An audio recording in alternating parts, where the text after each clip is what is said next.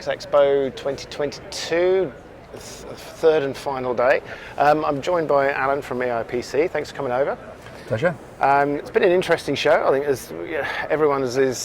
most people seem pleasantly surprised by the, not necessarily the number, but the quality of people that have been coming through. They're all actually interested in buying or finding out, so that seems really good.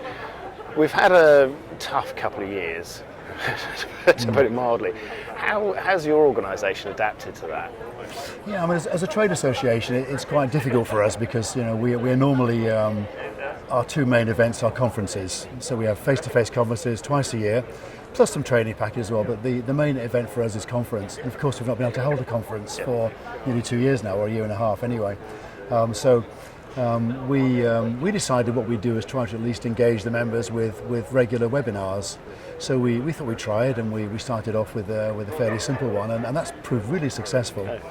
So now we run one every month. We have typically 3 papers, sometimes 4, on a fairly focused range of topics, and we have a Q&A at the end.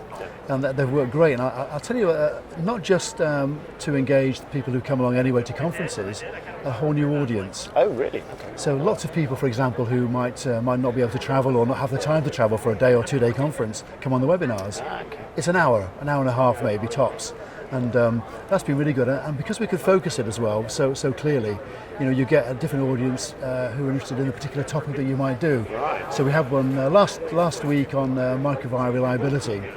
Again, we had Stan Heltzer from the European Space Agency talking, which was fascinating, and we got a great number of attendees from all around the world, actually. Brilliant. I was talking a minute ago to some Americans who joined in and said it was really good to hear that. And of course, they couldn't come over for a 1 or 2 day conference easily. I mean, it's quite tricky. In terms of cost or time overhead, but of course a webinar you can do that.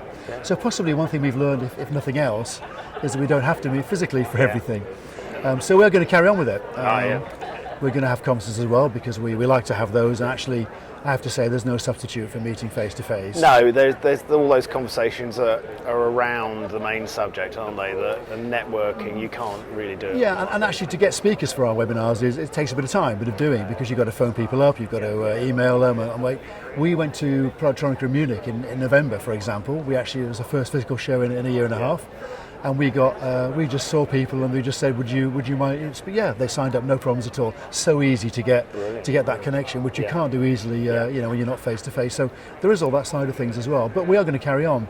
In fact, we've decided we were going to have a conference in February, a physical face-to-face conference, but we had to pull out of that again because of uncertainty. And we at the time we were planning it, we weren't even allowed to travel to Germany, for example, where it was going to be.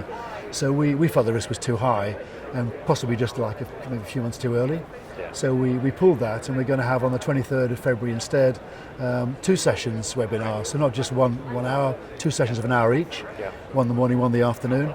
And we're going to split these into 2 different threads. So the first will be on the business outlook and how businesses adapted to the pandemic and how things are looking globally, the geopolitical situation and how that's affecting.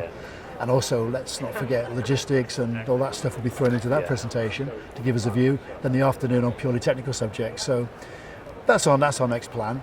And we are planning to meet in June in Ericsson in Arabo in Sweden, the 5G Development Centre, for our postponed conference, which we've been planning for 2 years now. Right. So we are hoping to have a physical conference, but we will carry on with these webinars, and that will be, I think, pretty good.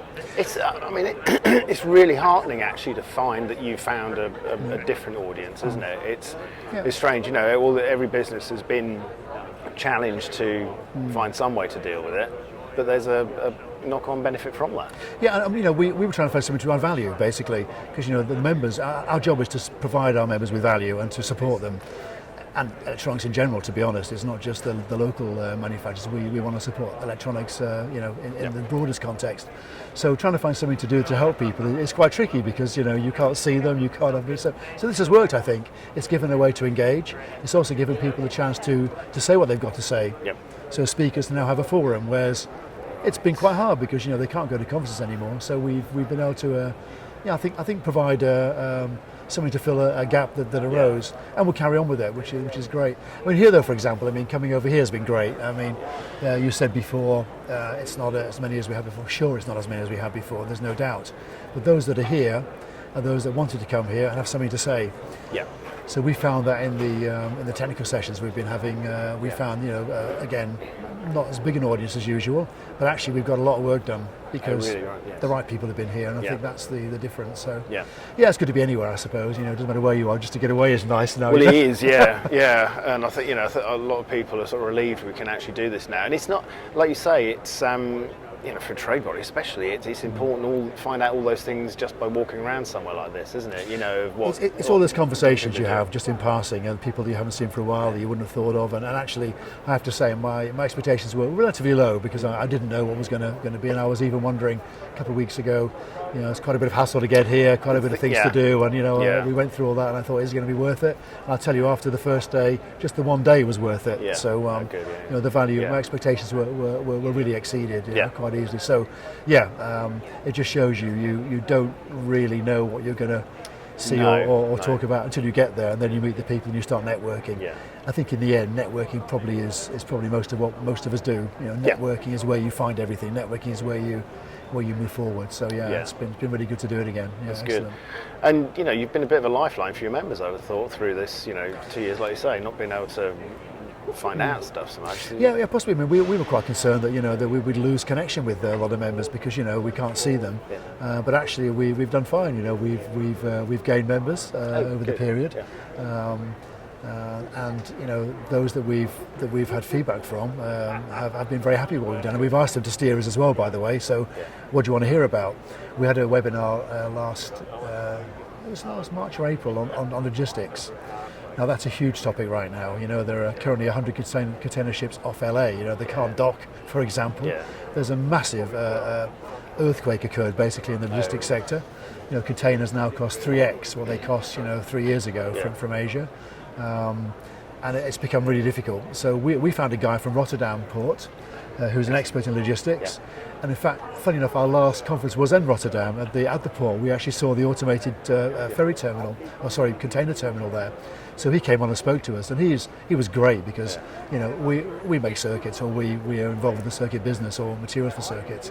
He was a logistics guy, and he knew all about it. He knew the whole history and how things worked, and he gave us a fantastic presentation of the risk in the supply chain now, because the reality is the supply chain for electronics is pretty long now, and a lot of it starts in Asia. Many raw materials now are in Asia, so to make PCBs or to make assemblies, you need to have either the chips or the raw materials, so whatever, So there's a supply chain that's quite extended now compared to 30 years ago. So unless you understand the logistics supply chain, you're at pretty high risk. So supply chain mapping has become a really critical thing. Knowing where your suppliers are coming from and where the risks are, because there can be pinch points. Like the problem in the Suez Canal, for example, that caused pinch point. Literally a pinch point. Yeah, absolutely. And that caused mayhem. The port of Rotterdam was basically shut down for a few days because nothing was coming in. Then, of course, all of a sudden, everything was coming through again. And they have to deal with all that. So those sort of things, again, you wouldn't normally have to know anything about because it just works. But you find the right guys, then you can inform. And I think we did inform, and I was educated certainly by the talk. And then we had a great round table on that as well, because again, people are concerned about supplies. Lead times have gone out from days to weeks to months in some cases. And if you're trying to produce circuit boards or assemblies, you need to understand that. It's really can be business critical. It is business critical, but it can also be fatal if you don't take account. The worst thing for any producer is to have no raw materials. Irrespective of anything else, if you haven't got materials, you can't produce. So it was interesting, and we've learned an awful lot. It's just one example, but that was one that stuck in my mind as something that we could do. We wouldn't normally have been able to deliver that kind of presentation from somebody who was such an industry expert as we found. So that was really good. It's fantastic. Well, the work your association does is invaluable, I think, isn't it? Well, it's up to the members to say that, not me, but I mean, we do our best, and we hope we provide some value, and we've tried to find a way to provide value.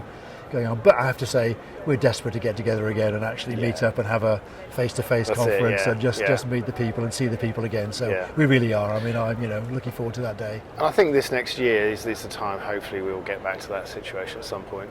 Well, who knows? I mean, I've stopped trying to put dates in my diary to some extent. But, I have family who live in Sweden as well, which has been very difficult to not see them for a while. And so there are many human stories around this as well. Even worse than that, where people haven't been able to see loved ones, even in the UK, and not being able to travel.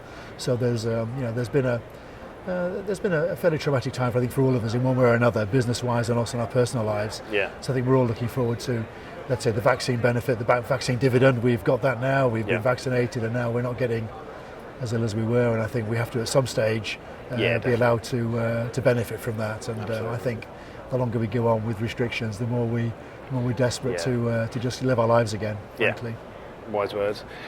Thank you for your sparing the time, Alan. Good to speak. Yeah, my pleasure. And thanks very much. Catch up with you at another actual face-to-face event sometime. Great. Okay, Thank thanks, you. Iain. Thank you. Cheers.